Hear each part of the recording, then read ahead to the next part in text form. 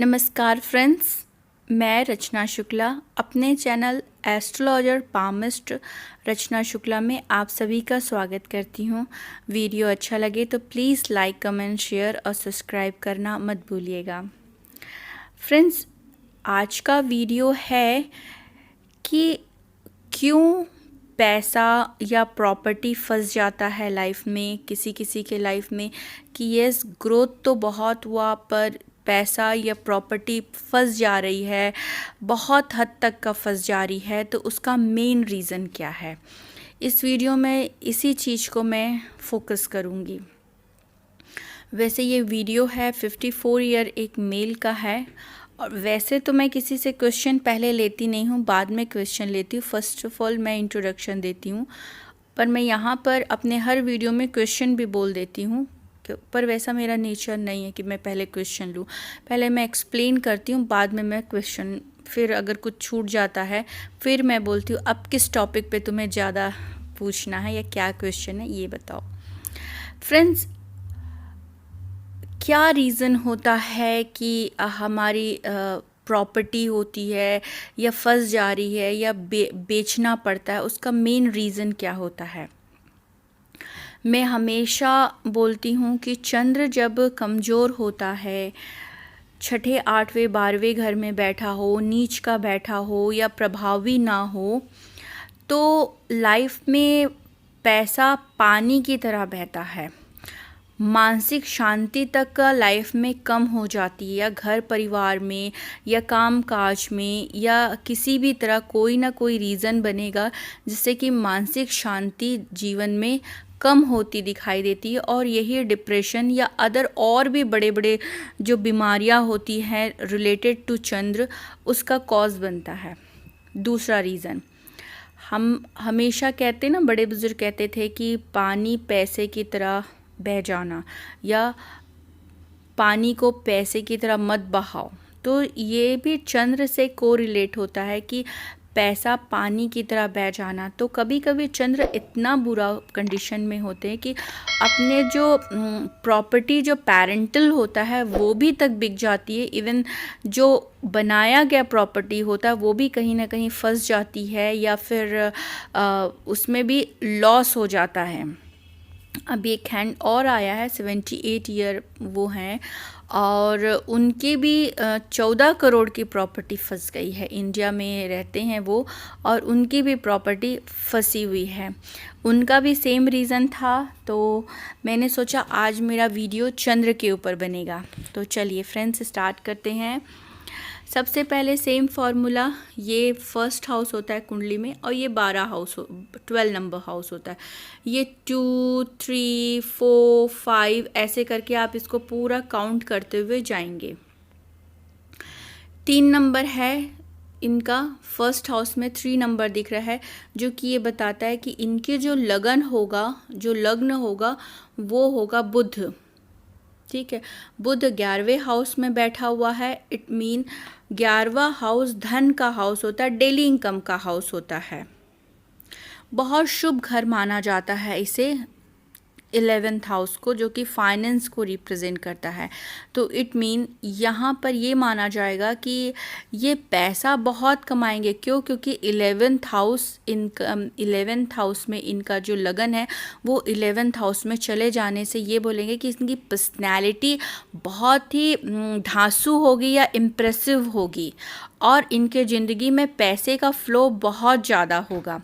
First of all, अगर लग्न का ऐसे शुभ घर में बैठता है तो ये माना जाएगा कि उसके ज़िंदगी में उनका जो एक व्यक्तित्व हो, या एज फाइनेंशली हो, या अदर कंडीशन से भी देख सकते हैं। फॉर एग्जांपल, वो बहुत अच्छे इंसान हो, तो अगर उनका लग्न मजबूत हो, शुभ स्थान पे बैठा हो, तो यहाँ पर ये माना जाएगा कि वो बेस्ट पोजीशन पे होंगे। तो यस, इनका 3 नंबर वैसे ही बुध का है, जो कि कम्युनिकेशन को रिप्रेजेंट करता है। और आजकल के टाइम में कम्युनिकेशन को बहुत इम्पोर्टेंस दिया गया है कि अगर कोई व्यक्ति बोलता है ना, तो वो कुछ भी बेच सकता है, ये माना जाता है। अगर आप कम्युनिकेट करते हो तो आप ज़िंदगी में सब कुछ कर सकते हो अगर आपको बेटर कम्युनिकेशन आता है तो। इस कुंडली को हम बहुत चतुर, समझदार, बुद्धिमान इंसान की मानेंगे, क्योंकि बुध से, और बुध की एक क्वालिटी ही कि बैंक, फाइनेंस और business, communication, acting field, mimicry field, singing field, जो कि कम्युनिकेशन हो, जिसमें आप हाथ से कम्युनिकेट करते, मुंह से करते, ब्रेन से करते हैं। तो ये फील्ड ही इतना अच्छा होता है बुध का कि इस तरह के हॉरोस्कोप वाले बहुत राइज करते हैं अगर उनका लगन मजबूत हो। और भी सिचुएशंस होते हैं, not only this one but other situations भी। तो यस, इन्होंने अपनी ज़िंदगी में बहुत राइज किया और अभी भी कर रहे हैं, नो डाउट, अभी भी राइजिंग पोजीशन में है कि डेली इनकम इनका कम नहीं हुआ, ये ज़िंदगी में बहुत राइज कर रहे। 11th हाउस में सूर्य और बुध की युति बनी हुई, सूर्य भी अपने उच्च की राशि में बैठे हुए। एक नंबर, जब मेष राशि में सूर्य बैठते तो उच्च के हो जाते हैं, और सूर्य और बुध का कंजक्शन बुधादित्य योग बनाता है, मतलब बेस्ट प्लानर, मैनेजमेंट गुरु माना जाता है ऐसे इंसान को, कि एक बहुत अच्छा युति हो गया है कि मैनेजमेंट स्किल इनका बहुत बेहतरीन होगा। 11th हाउस में सुपर डुपर हिट। अभी आज हम शुभ शुभ वाली बातें बताएंगे, जो कि अगर मैं आगे इसके और कंजक्शंस को बताती हूँ। अब मैं राशि पे आ जाती हूँ। Personality number 1, planning, management, well behave person, बात करने का बहुत अच्छा तरीका इनको रहेगा। और बुध है, अगर लगन बुध है या बुध का फ्लेवर है या बुध का उनके ऊपर प्रभाव है, तो ऐसा व्यक्ति कैसा दिखेगा? हाइट में कम हो सकता है, उम्र से छोटा दिखेगा, बहुत भोला सा क्यूट सा दिखेगा, भले वो काला हो या गोरा, इज डजेंट मैटर, बट वो उम्र से छोटा दिखेगा। फॉर एग्जाम्पल जैसे ये हैं तो ये अपनी उम्र से छोटे दिखते हैं, क्यूट से दिखेंगे, हाइट कम रहेगा, लाइक इस तरह से रहेगा। जैसे कि फॉर एग्जाम्पल आप एक मिमिक्रियन को देख लीजिए, जैसे राजपाल को देख लीजिए, कैसे हाइट में कम और उनका कम्युनिकेशन कितना अच्छा है, जब वो बोलते हैं तो सब हंसते रह जाते हैं। तो सेम इनका भी जो माइंड रहेगा जब इन्हें अपने फ्रेंड्स के साथ बैठ रहे हैं तो एकदम माहौल को बहुत हसीन कर देते। ऐसे लोगों के फ्रेंड्स इंतज़ार करते कि कब वो आए तो कब हम बैठ के इंजॉय करें लाइफ को। इट मीन इनकी कंपनी लोग इंजॉय करते क्योंकि बहुत दिमागदार होते। इट मीन ये हर कंपनी में एडजस्ट कर लेते, फीमेल हो, मेल हो, ओल्ड कंपनी हो, चिल्ड्रंस की कंपनी हो या अपना हम उम्र का कंपनी हो, सबकी कंपनी में इंजॉय करते। इनकी जितनी तारीफ़ किया जाए बहुत कम है। बट फर्स्ट ऑफ ऑल इसका एक सूत्र ये याद रखिए कि वो व्यक्ति प्रभावी होना चाहिए, ग्रह उसके हॉरोस्कोप में मजबूत होना चाहिए, और आप उनका लक्षण उनके फिजिक में देखिए तब आप बोलिएगा। कभी कभी एक्टिव नहीं रहते ग्रह, पता चला उनका मरकुरी नहीं कोई दूसरा ग्रह एक्टिव है, शनि एक्टिव है, तो इट मीन क्या होगा, वो बहुत सैड टाइप का प्रवृत्ति का होगा कि आपने 10 सेंटेंस बोले तो एक वर्ड में वो अपना काम, अपना जो बात है वो फिनिश कर देंगे, सीरियस होंगे, ठीक है, बहुत सोच समझ के बात करेंगे, उचित बात करेंगे, थोड़ा मजाक मस्ती उनकी ज़िंदगी में कम होगा।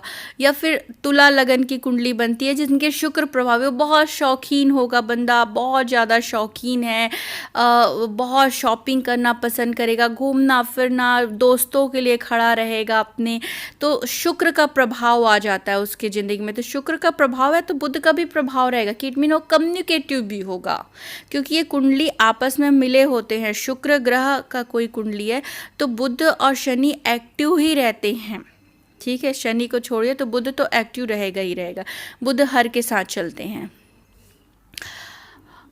अब आगे बढ़ते हैं। इनकी जो राशि है, राशि जो बनती है इनकी चंद्र है, ये देखिए चंद्र छठे भाव में बैठा है। छठा भाव या 6th हाउस रोग ऋण शत्रु का होता है।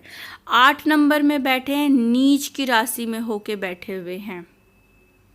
8 नंबर में जब बैठते हैं तो नीच के हो जाते हैं, तो इट मीन ट्रिपल फॉल्ट हो गया चंद्र का। ट्रिपल फॉल्ट कैसे होगा?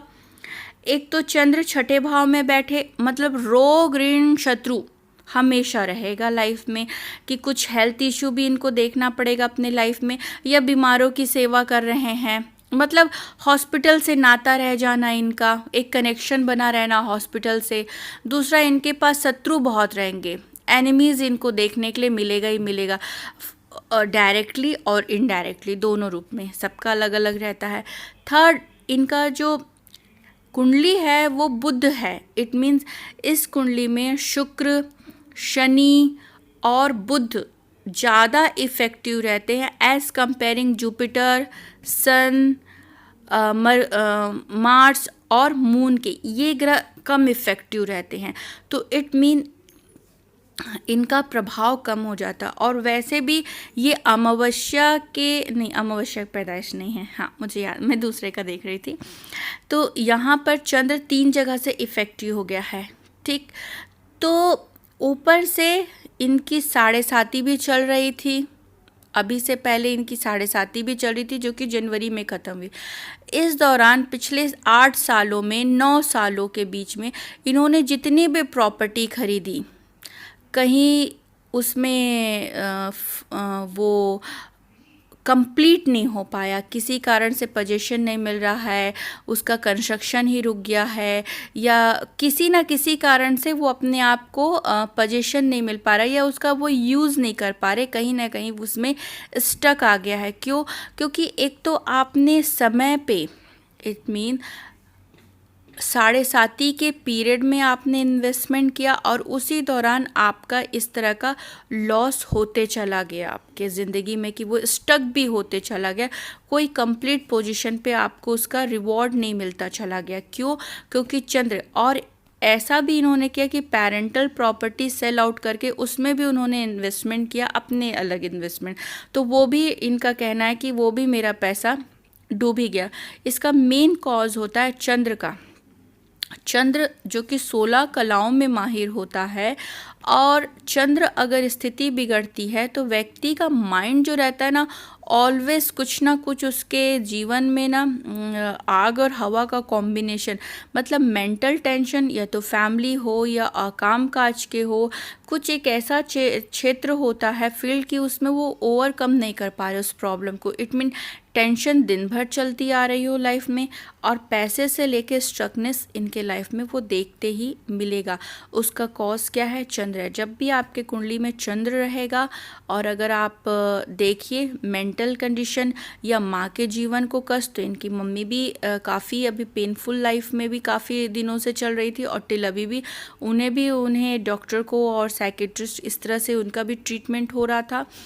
सेकेंड थिंग कि इनकी भी प्रॉपर्टी स्टक करती गई, और इनको भी मेंटली टेंशन बहुत ज़्यादा है, पैसा पानी की तरह जा रहा है, कहीं से रिवॉर्ड नहीं मिलते आता दिख रहा है।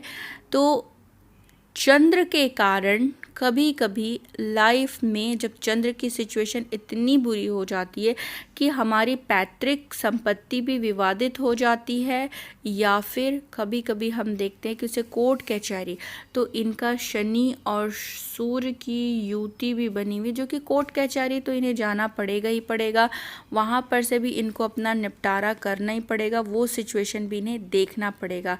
तो यहाँ पर अब क्या कर सकते हैं? क्योंकि आज का वीडियो पूरा कुंडली एक्सप्लेनेशन का नहीं है, ओनली चंद्र के लिए था, क्योंकि बहुत का क्वेश्चन आया था कि प्रॉपर्टी क्यों स्टक हो जाती। तो आप चेक करिए, आपके चंद्र को चेक करिए, लगन को चेक करिए। ऑफ कोर्स आप अगर अपने चंद्र को बैलेंस कर लेते हैं, मैंने उपाय दिया हुआ है, चंद्र को अगर आप बैलेंस कर लेते हैं तो कहीं ना कहीं आपको प्रॉपर्टी जो भी फंसी है वो मिल सकती है। कोर्ट कचहरी भी जाना पड़ेगा, बट ऑफ कोर्स मिल सकती है। क्यों? उसका एक रीज़न है, क्योंकि इनका लगन बहुत मजबूत है। लग्न मजबूत होने के कारण कहीं ना कहीं 60% मुझे बहुत उम्मीद है कि वहाँ से रिकवरी हो सकती है पहली। अब इसके लिए उपाय क्या करना? एक तो पहले मन को शांत करें, मेडिटेशन करें, सूर्य की आराधना करें, सूर्य भगवान की भी आराधना करें, शंकर भगवान की पूजा करें, ठीक है। शिव तांडव स्तोत्र का पाठ करने से क्या होगा? आपको मन की शांति मिलेगी। सबसे पहले तो इन्हें मेंटल पीस की ज़रूरत है इस टाइम में। जैसे मैंने इनसे बात किया, तो आपको मेंटल पीस के लिए सूर्य भगवान की उपासना करनी पड़ेगी, शंकर भगवान की उपासना करनी पड़ेगी। दूसरी चीज़, पानी का वेस्टेज नहीं करना है, क्योंकि मैंने अभी वाटर एलिमेंट को एक्सप्लेन किया था। अभी मैंने बताया था कि मनी या प्रॉपर्टी में क्राइसिस या लॉस क्यों होता है, उसका रीज़न वाटर एलिमेंट का डिसेबल हो जाना, ठीक है। तो वाटर एलिमेंट अगर डिसबैलेंस हो रहा है, या आप वेस्टेज बहुत कर रहे हो, या फिर आपके बॉडी के अंदर, क्योंकि हम तो एलिमेंट से भी समझा सकते हैं उसी चीज़ को, तो यहाँ वाटर का आप वेस्टेज मत करिए, कोशिश करिए कि सेफ रखने की कोशिश करो। तीसरी चीज़, वट वृक्ष के तने में दूध, शक्कर और पानी मिला के जल अर्पण करो और उसकी गीली मिट्टी अपने माथे पे लगाओ, क्योंकि मंगल धरती पुत्र होते हैं और मंगल अगर कंट्रोल होते हैं तो कहीं ना कहीं चंद्र भी कंट्रोल होते। इट मीन एक को आप उनके फ्रेंड को आप कंट्रोल करने की कोशिश करो, उनके फ्रेंड से कनेक्शन रखने की कोशिश करो, तो उनका फ्रेंड आपको फेवर कर देता है। मतलब इनके ग्रहों को आप चाहो तो ये वाला उपाय करोगे, इससे मानसिक शांति और आपके प्रॉपर्टी या पैसे के खर्चे में कमी आएगा। थर्ड उपाय आप क्या कर सकते हो, एक अनार पर डे लीजिए, उसका छिलका निकालिए, 84 छोटे छोटे छोटे छोटे उसके छिलकों को तोड़िए और 43 स्टील की कटोरी लो, 84 छिलके को कट करके काउंट करके उस कटोरी में डालो और पूरा दूध से भर के रात के सोते समय अपने सर के नीचे रखो और सवेरे उसको मंदिर के कोई पीपल पेड़ के नीचे रखाओ, मंदिर में छोड़ाओ। ऐसे 43 डेज आप करिए। इससे क्या होगा, आपके जो रुके हुए काम हैं, जो आपकी प्रॉपर्टी के हैं, वो कहीं ना कहीं आपके काम होते दिख जाएंगे और चंद्र भी आपके ठीक होते दिख जाएंगे। ठीक है, और भी कई पोस्ट मैं अपने ग्रुप और फेसबुक में डालती हूँ जो कि रिलेटेड चंद्र है, आप वो भी उपाय करिएगा।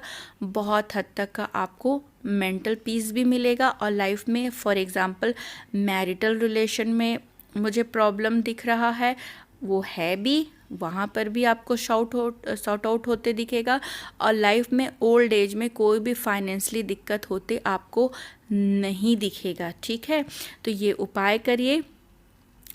होपफुली आप सबको वीडियो अच्छा लगा होगा। वीडियो अच्छा लगा है तो प्लीज़ लाइक, कमेंट, शेयर और सब्सक्राइब करना मत भूलेगा। चंद्र से रिलेटेड मैंने जो रेमेडीज़ आपको दी हैं वो आप सारे लोग कर सकते हैं, जिसको भी अगर ये प्रॉब्लम है वो कर सकते हैं। ये सभी के लिए कॉमन रेमेडी है। ठीक है, और thank you so much video पूरा देखने के लिए। God bless you all.